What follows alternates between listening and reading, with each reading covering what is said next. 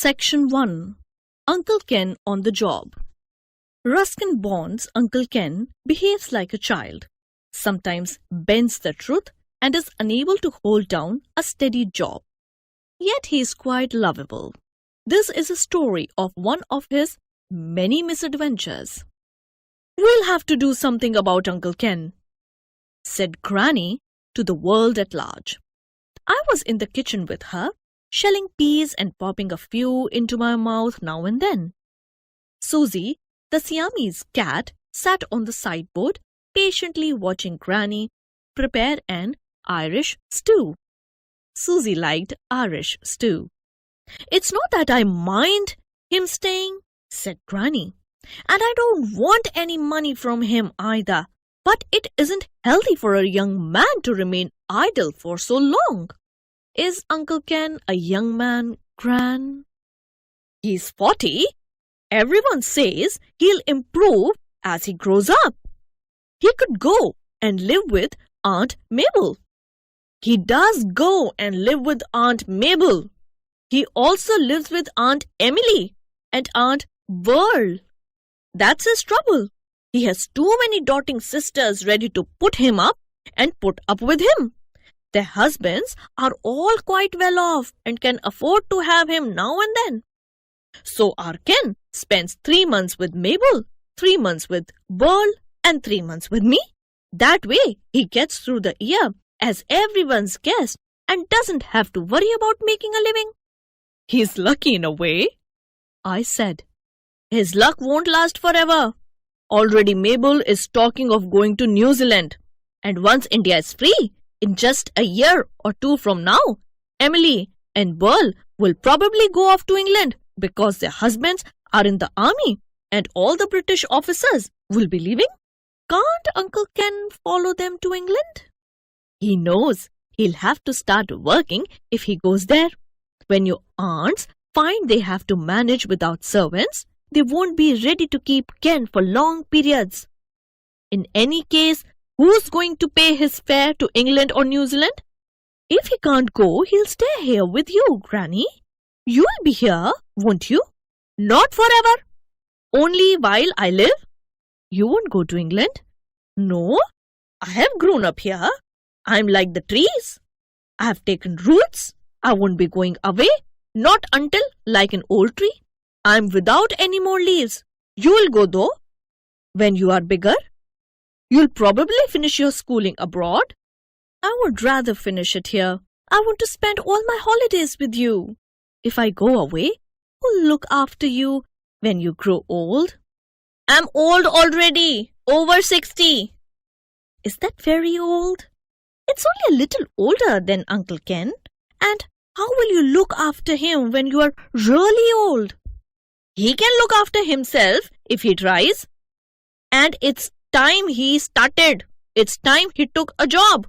I pondered on the problem. I could think of nothing that would suit Uncle Ken, or rather, I could think of no one who would find him suitable. It was Aya who made a suggestion.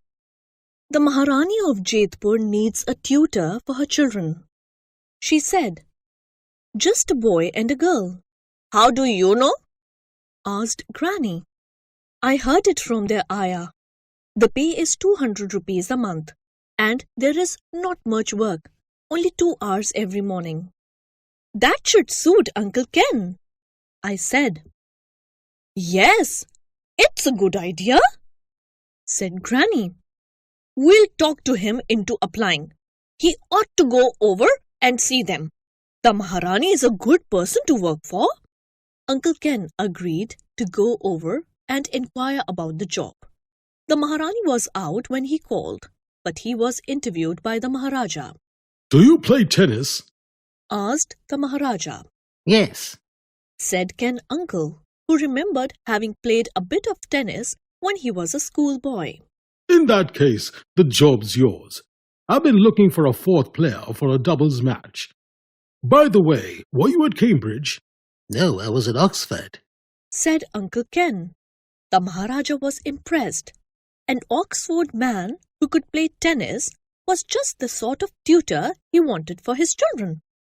When Uncle Ken told Granny about the interview, she said, "But you haven't been to Oxford, Ken. How could you say that?" Of course, I've been to Oxford. Don't you remember? I spent 2 years there with your brother Jim. Yes, but you were helping him in his pub in the town. You were not at the university. Well, the Maharaja never asked me if I had been to the university. He asked me if I was at Cambridge, and I said no. I was at Oxford, which was perfectly true. He didn't ask me what I was doing at Oxford. What difference does it make? And he strolled off whistling. To our surprise, Uncle Ken was a great success in his job. Anyway, the Maharaja was such a poor tennis player that he was delighted to discover that there was someone who was even worse. So instead of becoming a doubles partner for the Maharaja, Uncle Ken became his favorite singles opponent. As long as he could keep losing to His Highness, Uncle Ken's job was safe. In between tennis matches and accompanying his employer on duck shoots, Uncle Ken squeezed in a few lessons for the children, teaching them reading, writing, and arithmetic. Sometimes he took me along so that I could tell him when he got his sums wrong. Uncle Ken wasn't very good at subtraction, although he could add fairly well. The Maharaja's children were smaller than me. Uncle Ken would leave me with them saying, Just see that they do their sums properly, Ruskin. and he would stroll off to the tennis courts, hands in his pockets, whistling tunelessly. Even if his pupils had different answers to the same sum, he would give both of them an encouraging pat, saying, Excellent, excellent. I'm glad to see both of you trying so hard. One of you was right, and one of you was wrong. But as I don't want to discourage either of you, I won't say who's right and who's wrong. But afterwards, on the way home, he would ask me. Which was the right answer, Ruskin? Uncle Ken always maintained that. Uncle Ken came home with his hands in his pockets, whistling cheerfully. "You're early," said Granny. Said Uncle Ken. "Oh well, never mind. Come in and have your tea."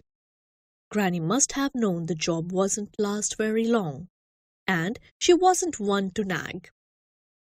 As she said later, at least he tried, and it lasted longer than most of his jobs, 2 months. Ruskin Bond. Ruskin Bond lives in Mussoorie, India. He writes poems, short stories, and books for children and adults. He has been awarded the Sahitya Academy Award, the Padma Shri, and the Padma Bhushan for his literary effort.